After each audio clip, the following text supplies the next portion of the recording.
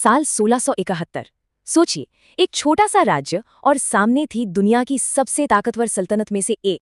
ये कहानी है ब्रह्मपुत्र नदी पर हुई एक जंग की, जो सिर्फ एक लड़ाई नहीं बल्कि वजूद बचाने की जंग थी।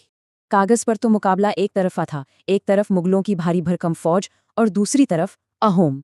इस लड़ाई की जड़ें कुछ साल पुरानी थीं, जब एक मुगल हमले ने असम के अहोम साम्राज्य को तोड़कर रख दिया था। उन्हें एक बहुत अपमानजनक संधि साइन करनी पड़ी, जिसमें उनकी आज़ादी और सम्मान दोनों ही छीन लिए गए। जाते जाते राजा जयध्वज सिन्हा ने अपने लोगों से कहा कि इस अपमान का बदला जरूर लेना है, और नए राजा चक्रध्वज सिन्हा ने गद्दी संभालते ही अपनी सेना को फिर से तैयार करना शुरू कर दिया। इस मिशन की कमान सौंपी गई एक जबरदस्त योद्धा को।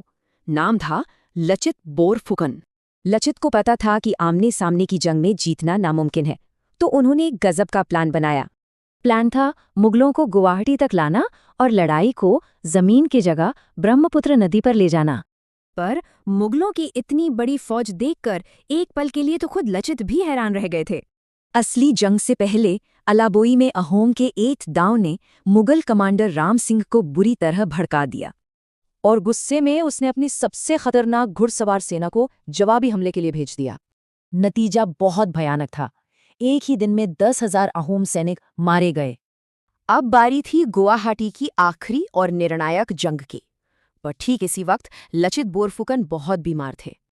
अपने कमांडर को बीमार देख सैनिकों का हौसला टूट गया। अहोम की नावें पीछे हटने लगीं, हार सामने दिख रही थी। तो क्या ये अहोम के संघर्ष का अंत था? क्या सब कुछ खत्म होने वाला था? लेकिन लचित ने हार नहीं मानी। अपनी चारपाई से ही उन्होंने वो शब्द कहे जो इतिहास बन गए। उन्होंने हुक्म दिया कि उन्हें एक नाव पर ले जाया जाए और खुद बीमार हालत में दुश्मन की तरफ बढ़ चले। अपने कमांडर को ऐसा करते देख भागती हुई सेना में जैसे एक नई जान आ गई। लड़ाई का रुख ही पलट गया। अहोम की नौसेना ने मुगल बेड़े पर ऐसा हमला किया कि उसे पूरी तरह से तबाह कर दिया। मुगलों को अहोम की जमीन से बाहर खदेड़ दिया गया और असम जीतने का उनका सपना हमेशा के लिए टूट गया। सरायघाट की लड़ाई इतनी बड़ी हार थी कि इसके बाद मुगलों ने कभी असम की तरफ पलटकर नहीं देखा।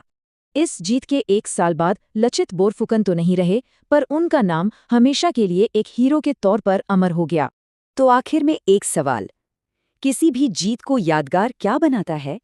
दुश्मन का बड़ा होना या फिर उसे हराने की शानदार रणनीति?